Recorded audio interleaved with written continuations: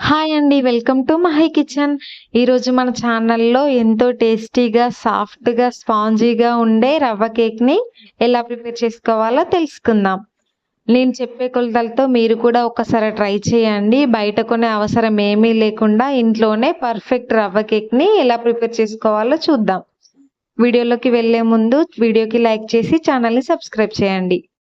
ముందుగా ఒక mixie jar తీసుకోండి. దీంట్లోకి 1 కప్ వరకి బొంబాయి రవ్వ, అలాగే 3/4 కప్ వరకి షుగర్ పౌడర్‌ని వేసుకోండి. ఒకవేళ మీరు కాస్త స్వీట్ ఎక్కువ తినే వాళ్ళైతే 1 కప్ వరకి షుగర్ పౌడర్‌ని వేసుకోవచ్చు. తర్వాత దీంట్లోకి పావు కప్ ఆయిల్‌ని, అలాగే ఒక పావు కప్పు పెరుగును కూడా వేసుకోండి. అలాగే దీంట్లోకి ఒక పావు కప్పు వరకి గోధుమ పిండిని వేసుకొని మూత పెట్టి ఒకసారి మంచిగా మిక్సీ పట్టుకోండి. చూడండి, మనం వేసినవన్నీ రవ్వలో కలిసి ఇలా కాస్త మెత్తగా అయిన తర్వాత దీంట్లోకి మనం ఏ కప్పుతో అయితే రవ్వను తీసుకున్నామో అదే కప్పుతో అరకప్పు వరకి కాచి చల్లార్చిన పాలను వేసుకొని మెత్తగా మిక్సీ పట్టి దీన్ని ఒక గిన్నెలోకి తీసుకోండి. ఇలా రవ్వ మొత్తం మంచిగా సాఫ్ట్‌గా తయారవుతుందండి. ఇప్పుడు దీంట్లోకి మరొక అరకప్పు వరకి పాలను వేసి మంచిగా కలుపుకోవాలి. రవ్వలో పాలు మొత్తం మంచిగా కలిసేలాగా ఇలా తిప్పుతూ ఒకే డైరెక్షన్‌లో కలుపుకోవాలండి. చూడండి, వీడియోలో చూపిస్తున్నట్టుగా రవ్వ ఇలా రిబ్బన్ కన్సిస్టెన్సీలో ఉండాలి.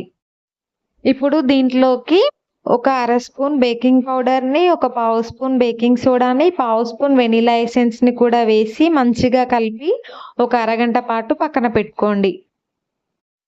కేక్‌ని బేక్ చేయడం కోసం నేనిక్కడ 3 గిన్నెల్ని తీసుకుంటున్నానండి. మీరు కావాలంటే బ్యాటర్ మొత్తం కేక్ మౌల్డ్‌లో వేసి బేక్ చేసుకోవచ్చు. ఇప్పుడు దీంట్లోకి ఒక్క చుక్క ఆయిల్‌ని వేసుకొని ఆయిల్ గిన్నెలకి మంచిగా స్ప్రెడ్ చేసుకోండి. తర్వాత వీడియోలో చూపిస్తున్నట్టుగా ఇలా గోధుమ పిండితో గానీ, మైదా పిండితో గానీ వీటికి మంచిగా డస్టింగ్ చేసి పక్కన పెట్టుకోండి. హాఫ్ అన్ అవర్ పాటు పక్కన పెట్టుకున్న కేక్ బ్యాటర్‌ని మళ్ళీ ఒకసారి కలుపుకొని ఈ డస్టింగ్ చేసిన గిన్నెల్లోకి ముప్పావు వంత వరకి నింపి ఒకసారి ట్యాప్ చేసి తీసుకోండి. బేక్ చేయడం కోసం నేనిక్కడ మందంగా ఉండే ఒక మూకుడును తీసుకున్నానండి. దీంట్లోకి ఒక స్టాండ్ గానీ లేదంటే ఇలా ఒక స్టీల్ గిన్నెని బోర్లించి వేసుకోండి. దీన్ని ఒక 10 నిమిషాల పాటు నేను మూత పెట్టి మీడియం ఫ్లేమ్‌లో ప్రీహీట్ చేసి తీసుకున్నానండి. ఇప్పుడు వీడియోలో చూపిస్తున్నట్టుగా ఇలా సెట్ చేసుకొని మూత పెట్టి మళ్ళీ ఒక 10 నిమిషాల పాటు మీడియం ఫ్లేమ్‌లో బేక్ చేసుకోండి. ఒక 10 నిమిషాల తర్వాత కేక్ ఇలా మంచిగా పొంగిందండి. ఈ స్టేజ్‌లో ఉన్నప్పుడు మనకు నచ్చిన డ్రై ఫ్రూట్స్‌ని గానీ, టూటీ ఫ్రూటీని గానీ వేసుకోవచ్చు. ఇది కంప్లీట్‌గా ఆప్షనల్ అండి. మీకు నచ్చితేనే వేసుకోండి, లేదంటే స్కిప్ చేయండి.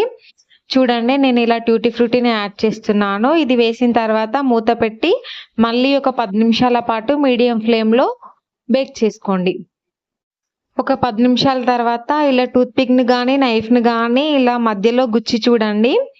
పిండేమీ అంటుకోకుండా ఫ్రెష్‌గా వస్తే మన కేకులు రెడీ అయినట్టే. ఒకవేళ పిండేమన్నా అంటుకుంది అంటే మళ్ళీ ఒక 5 నిమిషాల పాటు బేక్ చేసి స్టవ్ ఆఫ్ చేయండి. ఇది కాస్త చల్లారిన తర్వాత ఇలా వీడియోలో చూపిస్తున్నట్టుగా నైఫ్‌తో ఎడ్జెస్‌ని లూజ్ చేసి గిన్నెలోకి సర్వ్ చేసుకొని తినేయడమే. అంతే అండి. ఎంతో టేస్టీగా ఉండే మన రవ్వతో కప్ కేక్స్ రెడీ.